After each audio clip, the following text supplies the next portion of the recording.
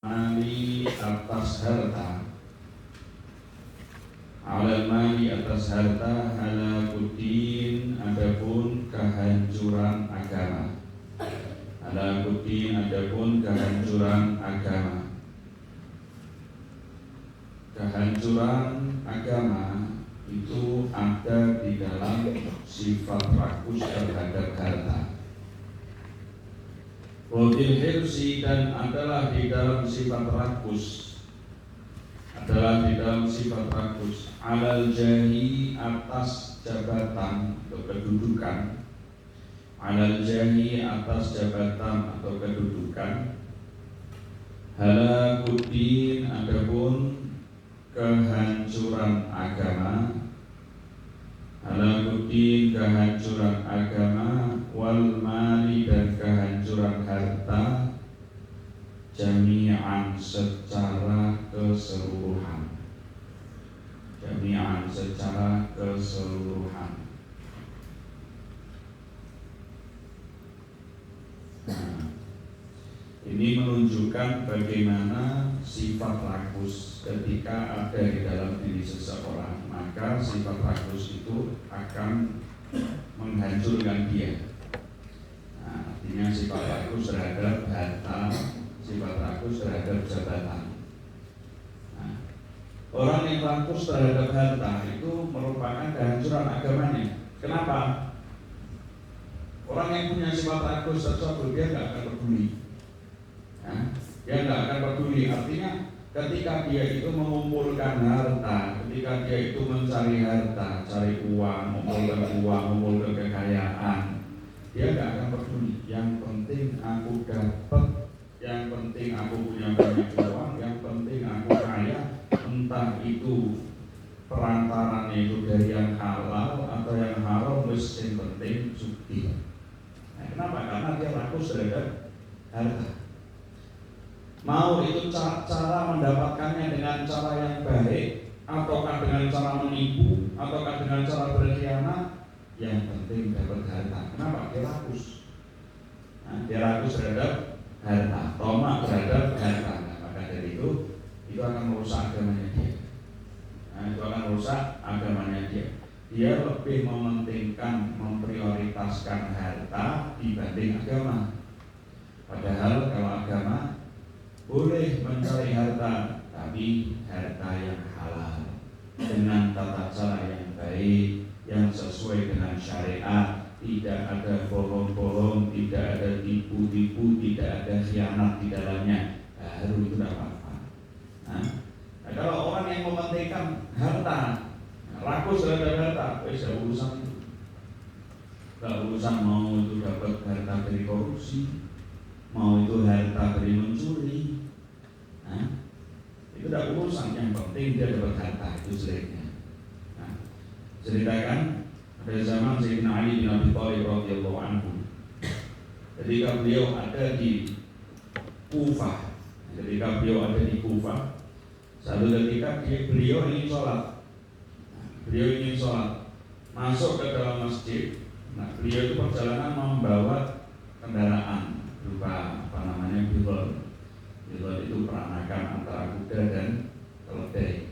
Nah, beliau membawa kendaraan. Ketika mau masuk masjid, beliau melihat ada seorang pemuda remaja. Beliau Sayyidina Ali ngomong sama remaja ini, minta tolong jagakan dulu kendaraanku sampai aku selesai sholat.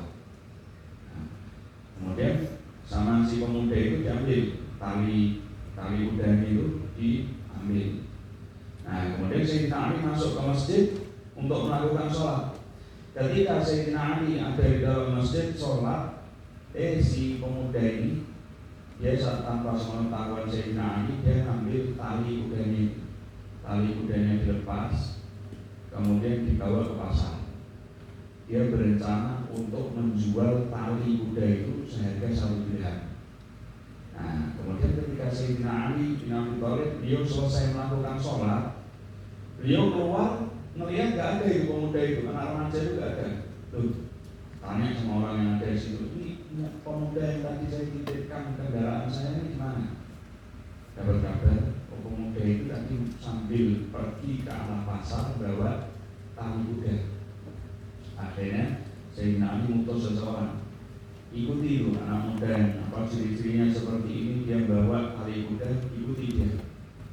Nah, ketika diikuti sampailah di pasar, ikuti belakangnya, bundu di belakang. Kemudian orang yang diutus sama Sayyidina Ali ini melihat ternyata dia itu menawar-nawarkan tali kuda itu sebesar 1 dirham. Akhirnya si siapa namanya utusannya Sayyidina Ali ngomong sama pemuda itu, berapa kamu jual ini? Tali kuda ini berapa kamu jual? Oh, aku jual ini 1 dirham. Sebenarnya tali kuda siapa ini? Tali kudanya Sayyidina Ali. Tanpa pengetahuan Sayyidina Ali dijual. Nah, dan ini tak beli 1 dirham, kata utusan Sayyidina Ali. Dan ini tak beli 1 dirham. Akhirnya dibeli, kasihkan uangnya, tali kudanya dibawa sama utusan Sayyidina Ali. Utusan Sayyidina Ali pulang bawa tali kuda, padahal itu punyanya sendiri, ya kan? Kemudian selesai itu si pemuda ini datang kembali. Nah, muda ini datang kembali. Kemudian Sayyidina Ali mengatakan, kamu anak remaja, anak muda, sungguh demi Allah, aku tuh sebenarnya ini ketika aku menitipkan tali kudaku kepadamu, ketika aku menitipkan kudaku kepadamu, hanya untuk aku melakukan sholat. Setelah itu aku berniat untuk memberikan kamu 1 dirham. Dan itu halal tuh. Tapi saat ini kamu telah mendapatkan 1 dirham itu, tapi dari jalan yang haram. Nah, padahal aslinya seandainya dia tidak melakukan itu, ya dia akan dapat 1 dirham itu, dan itu dari halal malah, dari menjagakan kudanya Sayyidina. Tapi karena dia itu rakus terhadap harta, terus gak ngurus, gak ngurus dia mau apa namanya, mau halal mau haram, yang dijual bukan punyanya aja dia lakukan. Nah, kenapa? Karena ada sifat rakus terhadap harta. Nah, jadi dia berani untuk menghalalkan segala cara. Nah, itu rakus terhadap harta itu sudah parah. Kenapa? Karena rakus terhadap harta itu adalah kehancuran agama. Dia akan mengedepankan urusan harta,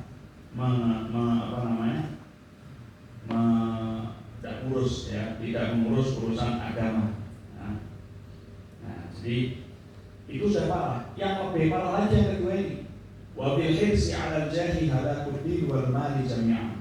Dan di dalam sifat rakus terhadap jabatan, orang yang gila sama jabatan. Orang yang gila sama jabatan ini untuk orang-orang terutama pejabat-pejabat yang masuk dalam organisasi politik itu bahaya. Yang rakus terhadap jabatan padahal bukan jabatan di hadapan Allah, tapi jabatan di hadapan manusia, jabatan di hadapan makhluk. Nah, di dalam sifat rakus terhadap jabatan itu ada kehancuran agama dan kehancuran harta sekaligus. Kenapa? Banyak orang yang dia itu senang sama jabatan, senang dia itu punya tahta, dia mau untuk menghabiskan harta yang dia miliki untuk nyogok, bukan nyogok, tapi untuk nyuap. Karena itu kalau ente pernah baca berita, ada yang namanya jual beli jabatan. Jual beli jabatan sih, jual beli bukan cuma barang-barang yang kelihatan mata, bukan. Jual beli jabatan di luar sana itu banyak. Nah, ini untuk orang-orang yang gila sama jabatan, rakus terhadap jabatan, dia mau menggelontorkan uang yang sangat banyak, dia mau menghabiskan uangnya demi untuk mendapatkan jabatan di hadapan manusia. Atau juga dia itu mau untuk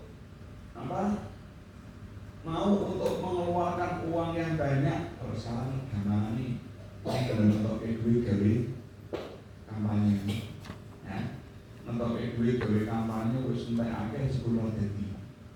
Ya itu ada hancur, itu orang yang seperti itu hancur. Agamanya dia hancur, hartanya dia pun juga hancur, habis. Nah, itu orang yang karena dia itu gila sama jabatan, akhirnya dia kehilangan semuanya. Nah, ceritakan ada orang yang kaya, nah, kemudian dia itu memiliki sifat gila jabatan. Dia itu pengen dilihat sama manusia, dia itu punya tahta, dia punya kedudukan yang tinggi.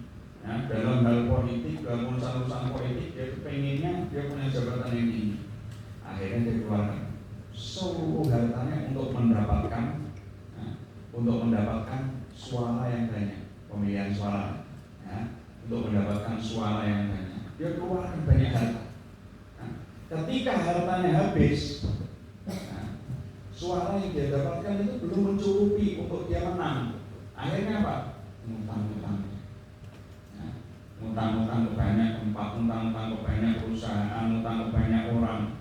Yang ngutang kemudian untuk itu lagi, demi untuk mendapatkan suara lagi. Walhasil ketika dia itu sudah hartanya habis, utangnya numpuk, dia nggak dapat apa yang dia inginkan, nggak dapat jabatan, nggak jadi, nggak terpilih. Suaranya kalah sama pesaingnya. Bagaimana? Dia jadi orang yang fakir, nggak punya apa-apa, bangkrut, bahkan kemudian dia juga ditimpa dengan banyak hutang, sampai akhirnya ditinggal sama istrinya. Dia merasa sedih, dia merasa terpuruk, dia jatuh, betul-betul jatuh, sampai di akhir hayatnya dia itu menjadi orang yang gila dan meninggal dalam keadaan gila. Nah, itulah orang kalau senang sama harta, ya, hancur agamanya. Senang sama jabatan, hancur agama sekaligus hartanya. Nah, dia kan hancur semua. Dan maka dari itu orang itu jangan senang sama jabatan, karena orang kalau senang sama jabatan itu ibarat orang yang gampangannya orang yang ingin terkenal. Nah, gila jabatan ini sama halnya dengan orang yang ingin terkenal, orang yang ingin viral. Hubus syuroh, hubus syuroh, pengen terkenal. Nah, yang kalau pengen terkenal itu jelek, sifatnya jelek. Yang bagus itu lawannya, lawan katanya hubus syuroh apa? Humur. Ya, kalau orang pengen terkenal, jelek. Tapi kalau orang nggak pengen dikenal, ini yang bagus. Nah, Rasulullah SAW dia bersabda, orang yang paling beruntung di sisiku, kata Rasulullah SAW, yaitu orang yang paling beruntung ada di sisiku itu adalah orang yang nggak banyak hartanya, kemudian orang yang nggak banyak kenalannya, jarang diketahui oleh manusia, kemudian dia itu adalah orang yang akan dicabut nyawanya oleh Allah dalam keadaan mudah, dalam keadaan gampang. Kemudian sedikit sekali orang yang menangisinya ketika meninggal. Kenapa? Gak banyak yang kenal. Kemudian dia juga tidak punya apa-apa untuk ditinggalkan sebagai harta warisannya. Nah, itu orang justru adalah orang yang beruntung, kata Rasulullah SAW. Nah, kalau seperti itu hisabnya sedikit, hisabnya sedikit. Gak banyak urusan sama manusia, gak banyak urusan sama orang lain. Akhirnya terhindar daripada yang namanya caci maki, terhindar daripada yang namanya hasud, terhindar daripada yang namanya riba. Kenapa? Gak banyak kumpul orang. Dan sekarang terus ini ditiris, ini kumpul rasani, kumpul rasani. Majelis arisan itu di majelis rasani, padahal arisan itu kan silaturahim, tapi jadinya perompak rasani ngomong ke bonus selatan kok ngomong ke gobekan kumpul nih si A panganan enak boleh buri ya pas minggu tak panganan itu enak bisa minggu ini jadi pedes loh, omongannya tonggo ini pedes loh. Ya, kadang depannya kita itu bagus, baik, tapi di belakang ini bahaya seperti itu. Tapi kalau orang nggak kenal, ya nggak ada omongan-omongan seperti itu. Nah, jadi nggak usah pengen terkenal, nggak usah gila jabatan, nggak usah gila harta. Kalau gila ilmu bagus, ya, ingin mencari ilmu terus, nah, kemudian banyak ilmu banyak amal, nah itu bagus. Terus sekarang ya gini, orang yang gila harta, ya, harus gila jabatan harus sepalan, ya.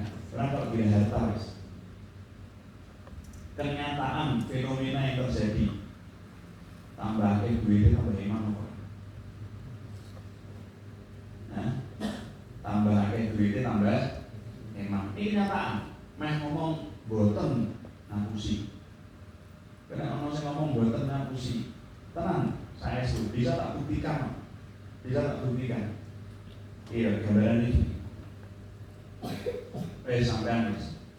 Sampai duit 100.000 til, sampai duit 100.000 til, orang duit 100.000 tok, ngono itu orang jalur 10.000, agak-agak bukti ini tetap, agak-agak bukti ini, ya, ngomong sakit tenang, komen bawa anak bayi misalnya, sakit. Atau saya udah pakai duit jalur 10.000, ada yang kayak gitu. Padahal 10.000 itu kalau dari 100.000 itu berapa persen? 10%. Ya kan? Saya ini pengen ngomongin bisa. Duit 1 miliar, ya, duit 1 miliar. Jajal kok 10% bakal kayak gitu. 10% ini 1 miliar ya, 100 juta. Bakal kayak gitu. Nah itu loh, ini kenyataan ini. Ini kenyataan bahwa orang semakin punya harta, semakin iman terhadap harta. Duit 10.000 di jalur 1.000, gue kayak gitu tetap kok. Gampangnya seperti itu, ya kan? Tapi dia sudah duit 1 miliar. Apa yang bakal gue kayak 100 juta itu, wah 1.001 yang seperti itu, ya.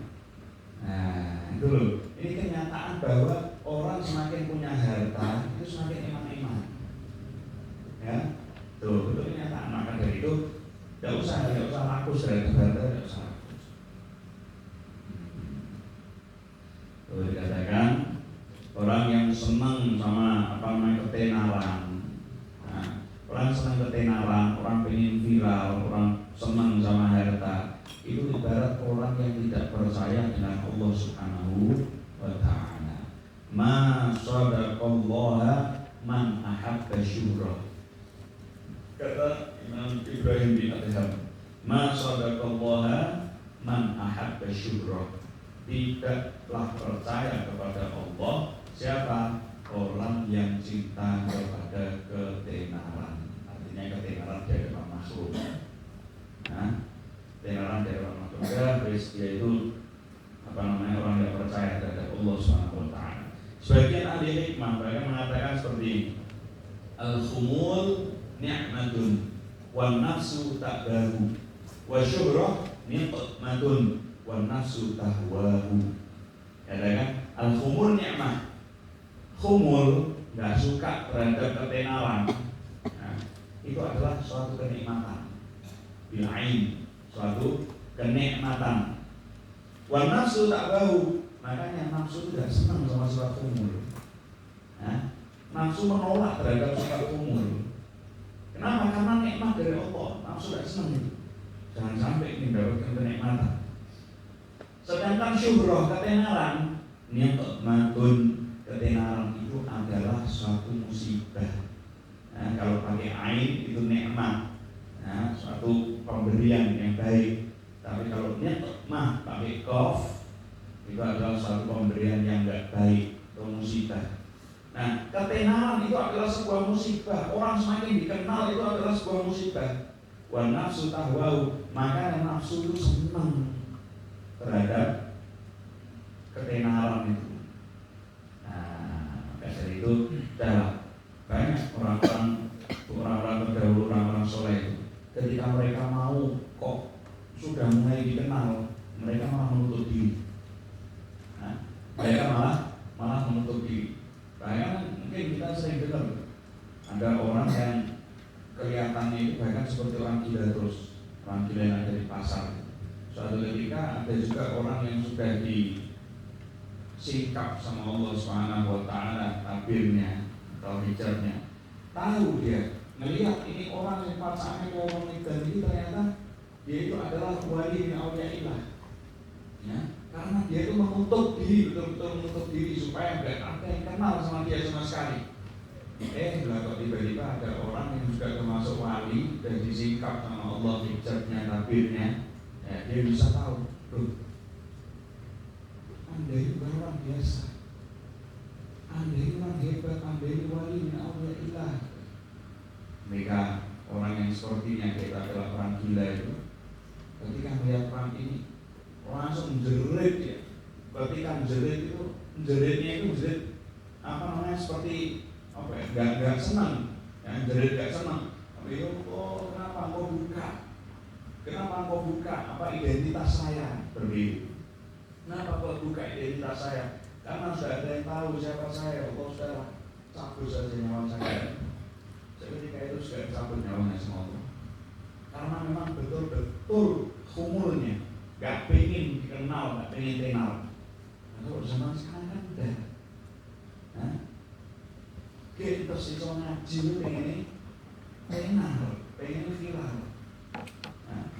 Bagus, orang mau berdakwah itu bagus, sangat bagus.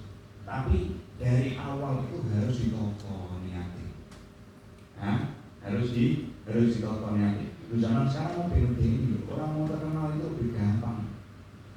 Orang mau terkenal itu lebih gampang. Media sosial banyak followernya, banyak pengikutnya, wah terkenal deh. Undangan sana sini terkenal deh. Nah, tapi yang bahaya itu bukan suatu hal yang tidak bagus ketika dia itu terkenal di undang sana sini, bukan. Tapi niatnya dia, kalau memang dia itu senang sama ketenaran, nah itu yang bahaya. Makanya anak pernah dipeseni sama guru-guru anak dipeseni itu nggak masalah. Salah satunya Bitopi mengatakan nggak masalah kalian mau berdakwah melalui media sosial, tidak masalah. Tapi sebelum itu perbaiki dulu niatnya. Jangan terus berdakwah di media sosial karena pengen banyak pengikutnya. Jangan berdakwah di media sosial karena pengen mendapatkan ono emas, ono perak, YouTube gitu loh. Karena harus mengikuti wakil, ya toh, subscriber banyak, terus dapat gold club iya mas, apa sih? Play button.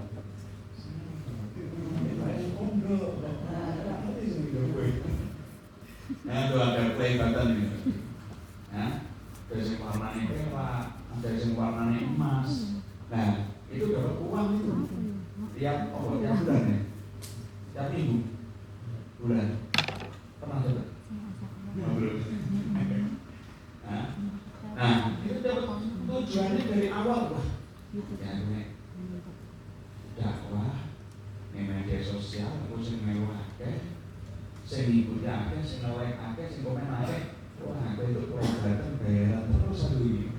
Dari awal sudah seperti itu deh. Ini orang yang gagal di awal. Belum mulai dia sudah gagal. Kenapa? Hubus syurroh.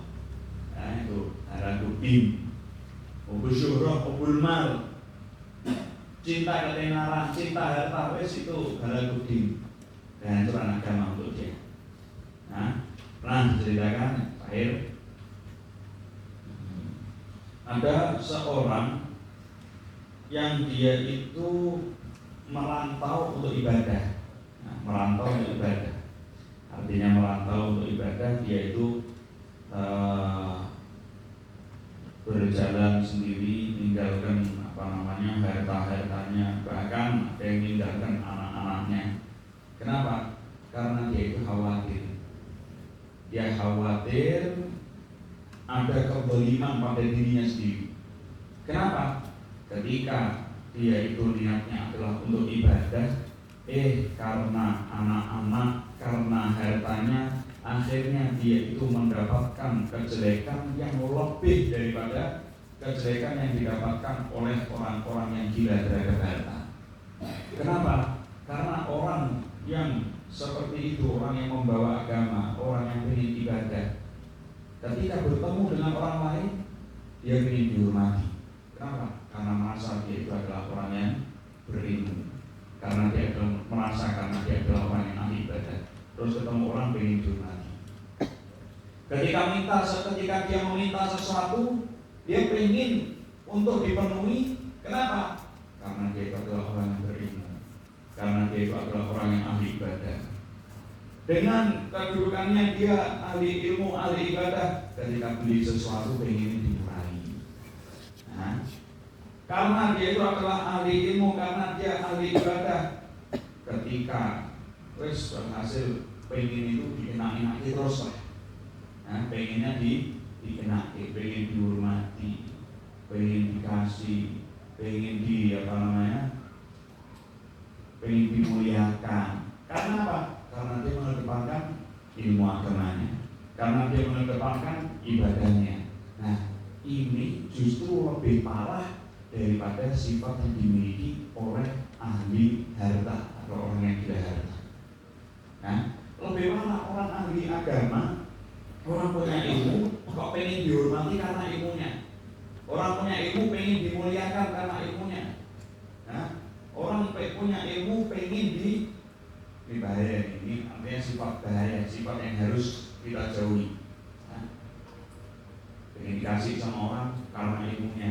Jangan seperti itu. Jangan mengharapkan kemuliaan dari orang lain, penghormatan dari orang lain, pemberian dari orang lain. Jangan, kalian para ahli ilmu jangan seperti itu.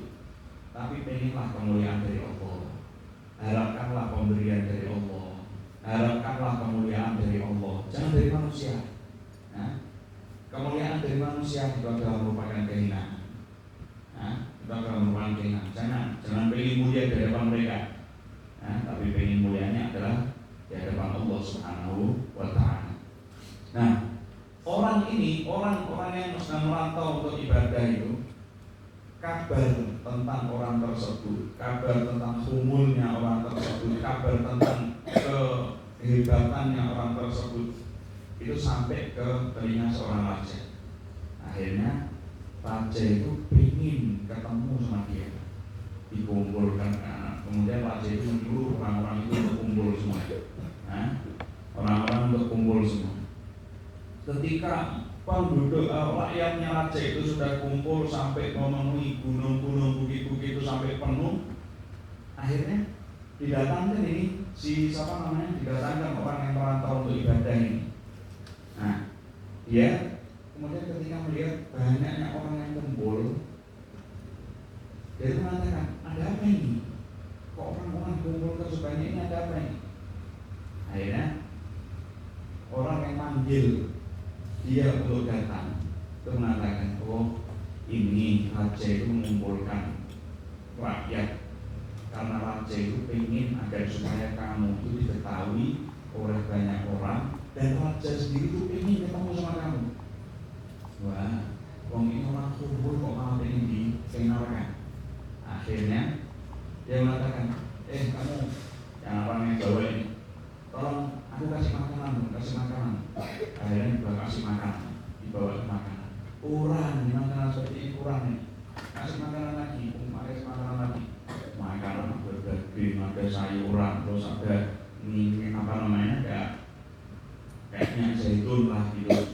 Nah, itu kalau semua ketika raja datang di hadapan dia, makanan itu dimakan, ada roti, daging, sayur-sayuran itu dimakan sekaligus. Mulutnya penuh. Nah, mulutnya penuh di hadapan raja, dia itu makan seperti orang yang kelaparan, seperti orang yang lapus. Makan makanya harus gak alat belas makanya. Sampai akhirnya raja nanya sama si orang yang bawa ini, mana temanmu yang katanya dia itu adalah seorang yang hebat, seorang yang sumul, mana? Kemudian yang bawa ini ngomong, dari ini raja. Ketika raja belok, posisinya mengisi penuh makanan.